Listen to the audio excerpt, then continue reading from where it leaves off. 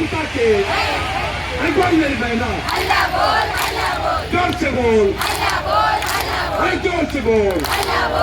और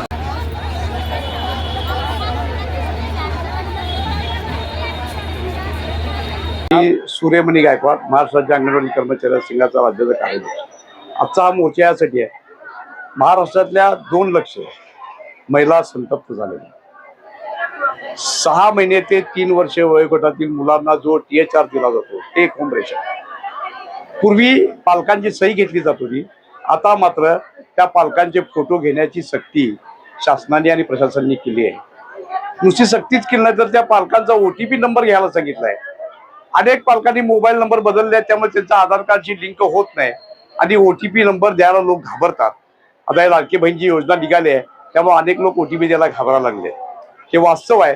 तर ही सक्ती बंद करावी, पूर्वीप्रमाणे त्यांच्या सह्या घ्या, कारण THR घ्यायला फक्त वडील येत नाहीत, मुलाचे पालक म्हणजे त्यामध्ये आई येते, वडील येतात, बहीण येते, मावशी येते, आजी येते, मग कुणाकुणाचे फोटो काढणार, कुणाचा OTP घेणार, हा मोठा प्रश्न हे सरकारने बंद केला।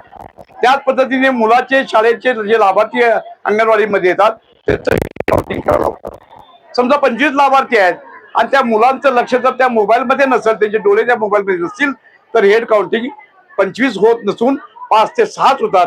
याचा अर्थ लाभार्थी कमी दिसतात आणि अंगणवाडी कर्मचारी काम करून देखील ते चुकीचं काम करतायत असं हे दिसतं। त्यामुळे सरकारने ही दोन्ही जे त्यांनी त्यांच्यावर बांधील केलेलं आहे हे बंद करावं अशी आमची मागणी आहे।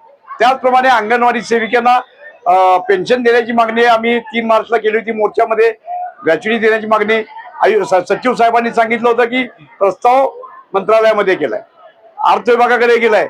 आमचे कॉम्रेड MA पाटील सर, आमच्या MA पाटलांनी जो प्रस्ताव तयार केलाय तो शासनाला सुपूर्द केलेला आहे, त्याप्रमाणे प्रस्ताव गेलाय पण तो मंजूर होत नाही। अरे 36,000 कोटी या बजेटमध्ये लाडक्या बहिणींवर तुम्ही खर्च केलेले आहेत, काय कारण आहे? अरे जे काम करत नाहीत त्यांना तुम्ही पैसे देता आणि ज्या अंगणवाडी सेविका दिवस रात्र अहोरात्र कुपोषण निर्मूलनाचं काम करतात त्यांना तुम्ही पैसे देत नाहीत, हे अत्यंत चुकीचं आहे। सरकारला मला सांगणं आहे की तुम्ही फुकट पैसे देण्यापेक्षा त्या महिलांच्या हाताला रोजगार द्या, त्यांना सक्षम करा आणि जे तळागाळातले कष्टकरी लोक आहेत त्यांना तुम्ही मानधनवाढ द्या, त्यांना ग्रॅच्युटी द्या, पेन्शन द्या अशी आमची मागणी।